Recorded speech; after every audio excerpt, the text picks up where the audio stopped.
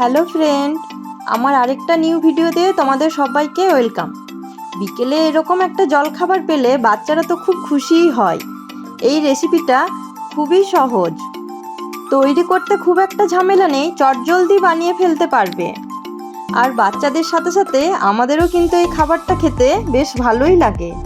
আর এটা তৈরি করতে খুব বেশি উপকরণ লাগে না।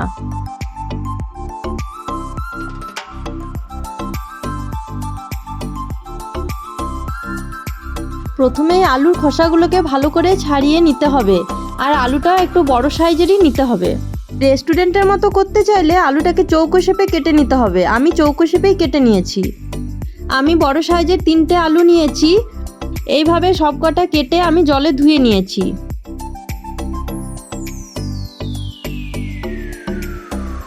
কড়াইয়ে জলের মধ্যে লবণ হলুদ দিয়ে জল গরম হওয়া পর্যন্ত অপেক্ষা করতে হবে। জল গরম হয়ে গেলে কেটে রাখা আলুগুলো ওর মধ্যে দিয়ে 1 মিনিট ফুটিয়ে নিতে হবে। আমি আলুগুলো একটু মোটা করেই কেটেছি, ওই জন্য 1 মিনিট জলে ফুটিয়ে নিলাম। আলু খুব বেশি সেদ্ধ হয়ে গেলে ভালো লাগবে না। সেদ্ধ আলু ঠান্ডা হওয়া পর্যন্ত অপেক্ষা করতে হবে। এরপর একটা বোলের মধ্যে কর্নফ্লাওয়ার নিয়ে সেদ্ধ করা আলুগুলো কর্নফ্লাওয়ারে কোটিং করে রিফাইন অয়েলে দিয়ে দিলাম। আমি 3টে আলুতে 4 চামচের মতো কর্নফ্লাওয়ার নিয়েছি। গ্যাসের ফ্লেমটা মিডিয়াম করে গোল্ডেন হওয়া পর্যন্ত ভেজে নিতে হবে।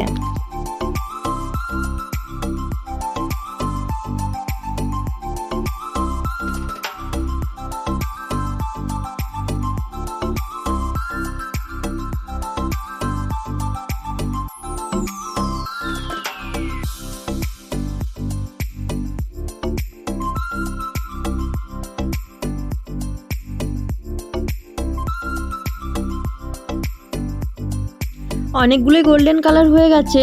এইভাবে সব একে একে তুলে নেব।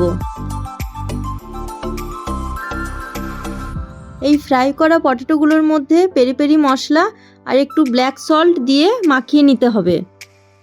আমি এখানে পেরি পেরি মশলাটা 1 চামচ দিয়েছি, তোমরা তোমাদের পরিমাণ মতো দেবে। পেরি পেরি মশলাটা কিন্তু একটু ঝাল। ব্ল্যাক সল্টও এখানে আমি 1/2 চামচের মতো দিয়েছি। পেরি পেরি ফ্রেঞ্চ ফ্রাই আমার রেডি হয়ে গেছে।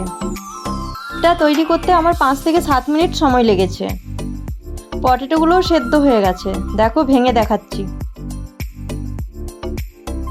আমার ভিডিও ভালো লাগলে like, comment, share and subscribe করে দিও। তোমাদের সাথে দেখা হবে পরের অন্য একটা নতুন ভিডিওতে।